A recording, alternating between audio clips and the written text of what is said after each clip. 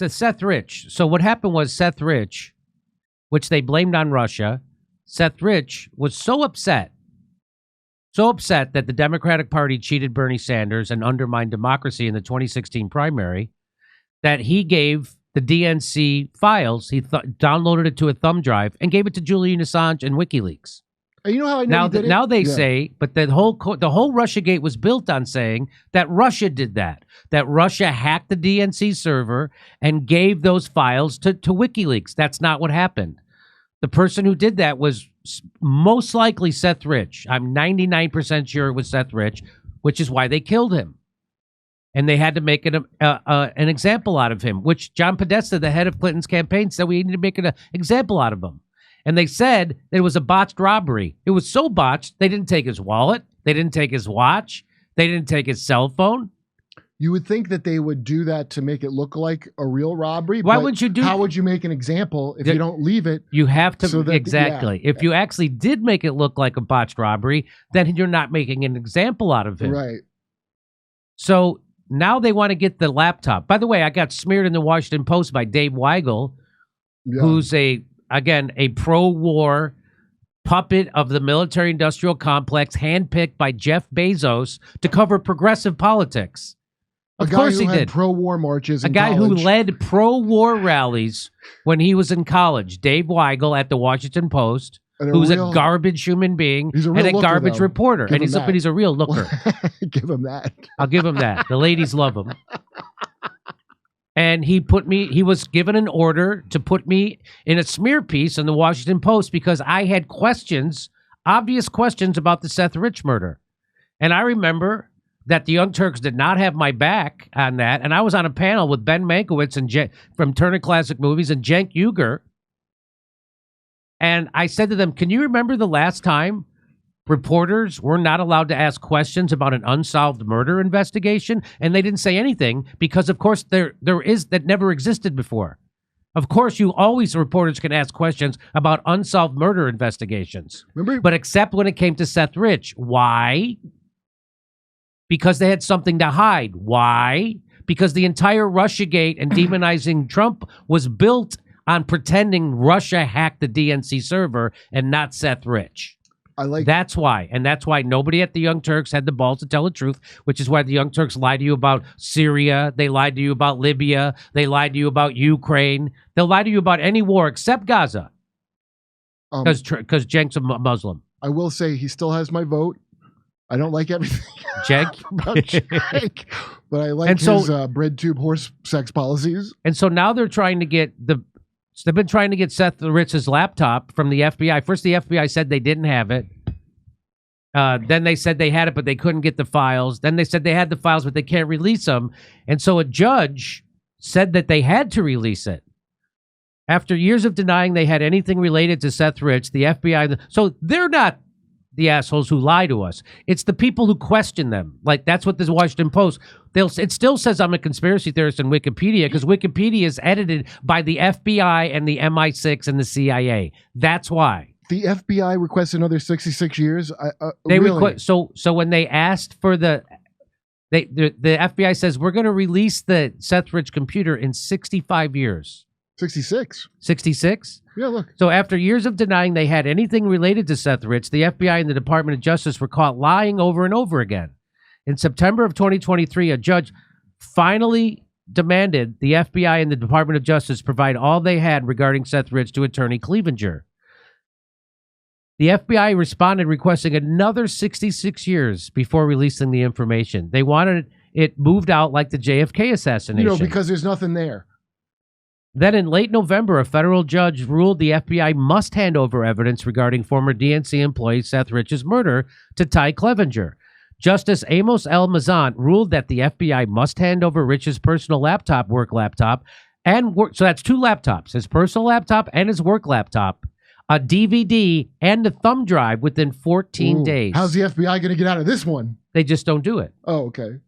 The FBI is again filing an attempt to get the Freedom of Information request exemption over releasing the contents of Seth Rich's laptop, which they were ordered to release weeks ago. They now claim that the laptop contents may compromise spin-off investigations which they cannot even confirm exists. Oh, my God. Apparently, the public knowing what's on Seth Rich's laptop terrifies the FBI to their core. And so here it is. This is from the 8th of February of this month, of this year, 2024. So this is what they filed. And here's what so there it is. And here's what they say. A premature release of, this is what the FBI says in their filing to not release it. A premature release of the work laptop could also be reasonably expected to interfere with the ongoing investigation into the homicide of Seth. They're pretending they're actually still investigating the homicide. They're not investigating the homicide of Seth Rich. Do you think it might be connected to the January 6th pipe bomber? They're not actually looking into this. Has this tie into UFOs somehow? So they're pretending that they're trying to find out who killed Seth Rich. You know what? You know how long that investigation would be? 8 years. Wow. That would be an 8-year-long investigation into a botched robbery, Kurt. Even Gary Condit got justice before this. That's right. As set forth in the 8-seal declaration, premature release of the work laptop would provide criminals with the information. You know what those criminals are? They're the people in the FBI. The FBI are the criminals. Wait, it provides info about their enforcement strategies? Yes, about their investigation and enforcement strategies in an ongoing matter. Allow them to predict and potentially thwart these strategies, and or allow them to discover or tamper with or intimidate witnesses or tamper with or destroy evidence. That's what the FBI is doing. Oh, so the FBI is corrupt? Criminals know. By the way, the criminals know the FBI works. The FBI has been doing this for a long time. They're saying people aren't criminals know. They can't let you see this stuff because criminals might see it. The criminals are the FBI and the Clinton campaign. Due to high-profile nature of the investigation into the homicide of Seth Rich, they're not looking into this. That's a lie. They're not looking into who killed Seth Rich. You know why? Because they know who did. Premature release.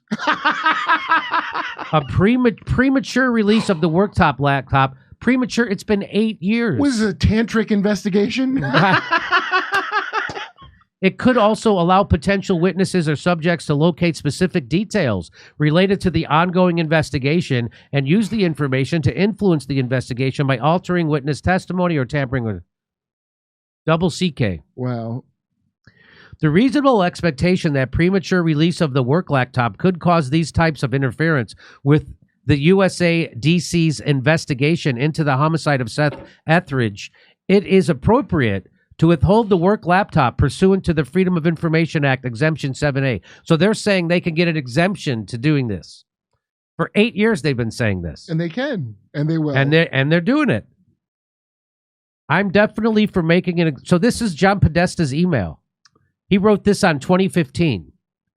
He said, I'm definitely for making an example of a suspected leaker, whether or not we have any really real basis for it. Wow. So that would seem to implicate John Podesta and the Clinton campaign in the murder of Seth Rich. That's what that does. Whether we have any real basis for it? So let's make an example. You know, like a Pizzagate. Whether we have any real basis for it, we should spread that around. We should spread it around. Wow, that's really the pot calling That's the head of the Clinton campaign saying, even if we don't have any basis for it, let's make an example of somebody to scare anybody from leaking anything again. And how do you do that? You murder someone. Wouldn't his collection of paintings of children in bondage be enough for that fear? You would think.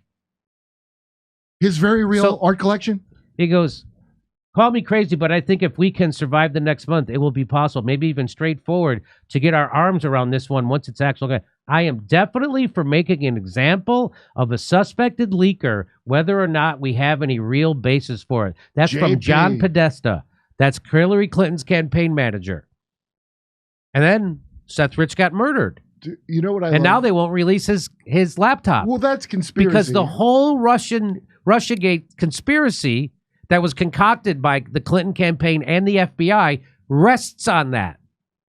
They have to make you think that Seth Rich didn't do it, an insider in the Clinton campaign, because he was upset and disgusted that the Clinton campaign was cheating Bernie Sanders. So, what's this? Remember CrowdStrike. So then, CrowdStrike was paid 1 day after the murder of Seth Rich. So down here, if you look, it says CrowdStrike was paid $98,000 And here it is. They were paid $113,000. What day was Seth Rich murdered? Hey, Siri, when was Seth Rich murdered? July 10th. So this is July 11th. They got $98,000. CrowdStrike. Now, who is CrowdStrike? CrowdStrike is the company that the Clinton campaign and the DNC hired to look at their server, who concluded that Russia was the one who hacked them.